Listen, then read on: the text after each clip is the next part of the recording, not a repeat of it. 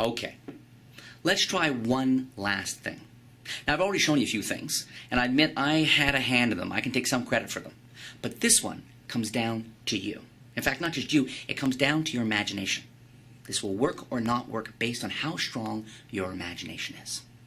Now, along with the deck of cards, we're also going to use a blindfold. Now, don't worry. At first you can see it's a fancy, very fancy paper blindfold. I'm not going to blindfold you. I'm actually going to blindfold the pack. I'm going to ask you to reach over in a moment and lift off some of the cards in the deck. However, the key to this is that you cut as many cards as you want. You can lift off 3 cards, lift off half the pack. Make sure you really feel the pack and make sure we want this as fair as possible. Just lift off some cards, just a few inches, wherever you feel like it. Reach on over. Wherever you feel like it. You're sure, right there. Okay, I'm going to let you take a peek at the card you cut to. Take a look at it. Remember, keep it in mind. Okay, you cut to a card. I'll take the rest of the cards back. I'm going to cover the pack like this. Now, normally, if I were performing live for people, like in a restaurant or a banquet, I would hand them the deck of cards at this point. You know, and really build the effect from there. But we'll do it here in studio just like this. I'll keep the deck in full view, though. You're thinking of a card.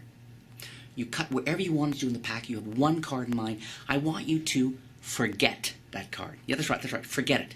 Instead, let's focus on the other cards. Let's start with the red cards. I want you to see them. The hearts, the diamonds. See them in your mind. See all that red, and now imagine that red getting softer, lighter. It goes from red to light red to pink, and then from pink to gone. Think of all those hearts and diamond cards. They used to have ink on them. Now they're blank in your mind. Now let's go to the clubs and spades. Again, all that black ink gets softer, fades. Black to gray, from gray to gone. Blank, gone. Let's work with the backs now.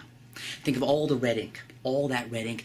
Imagine the red ink again going from dark red to light red, from light red to pink, from pink to gone.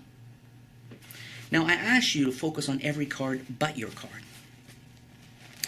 I want you to see right there, well, that's already promising. Right there.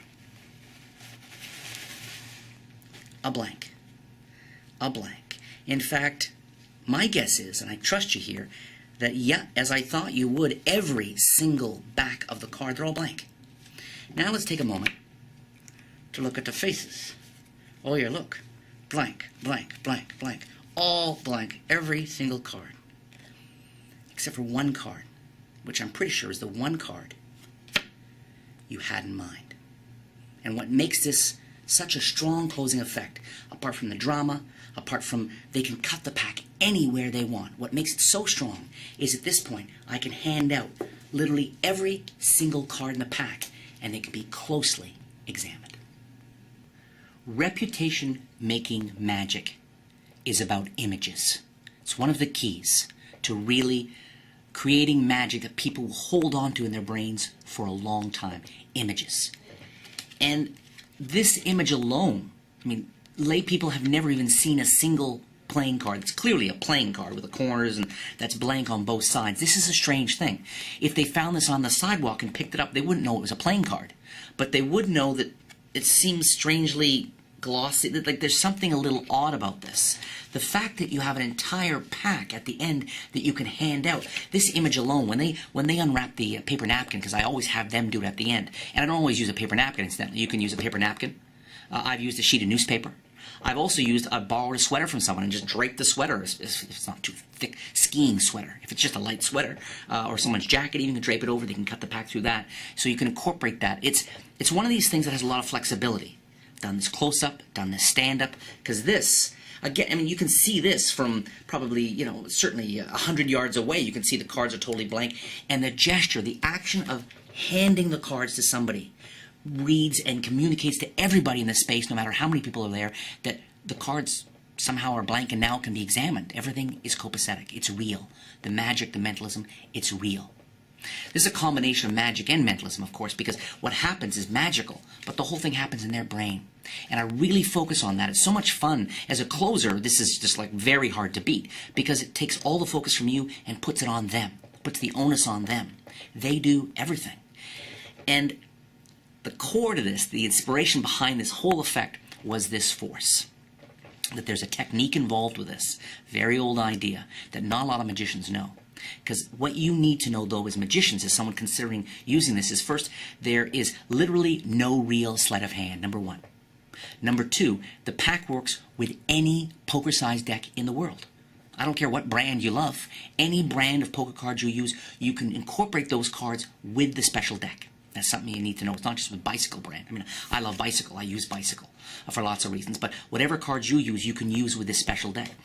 As for the very special technique that does the force, you need to know that they can cut the cards anywhere they want. I'm not using some sort of pinky force on the cut or forcing a cut. They can lift 4 cards. They can lift 40 cards. Free choice. And that's really important. Really important with this. They can cut the cards anywhere they want, and yet, you're in total control the entire time. It's an awesome, awesome force. When I first came across this force years ago, my brain sort of said, okay, what's the best way to squeeze the most magic out of this technique? And this is definitely it. Yeah, it's just really strong, really visual, close-up, stand-up, easy to do, surefire, and the fact you can hand everything out at the end just drops jaws every single time.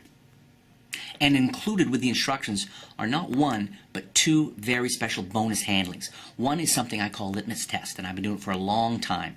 And it's a little bit of sleight of hand, real basic stuff. It's, I think, a really inspired structure again about having a card go from blank to face to back, and it's all with a thought of card. And I've been using that for a long, long time. It's a great opening effect, actually. Well, this effect, Brainwash, is actually a great closing effect. Litmus is a great opening effect. Really perfect for walk around, perfect for banquets.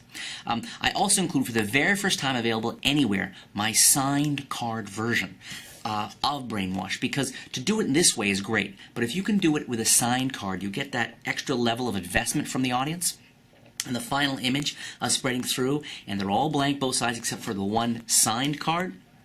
I don't think it makes it a better effect necessarily, but it's a great option to have, particularly in those shows, those really special shows where you want to take everything to that next level, right? I mean, there's something about having a signed card that so often takes the magic up a notch or two because of the visuals and because of the emotional investment and all that stuff. So both those bonus effects come complete with Brainwash.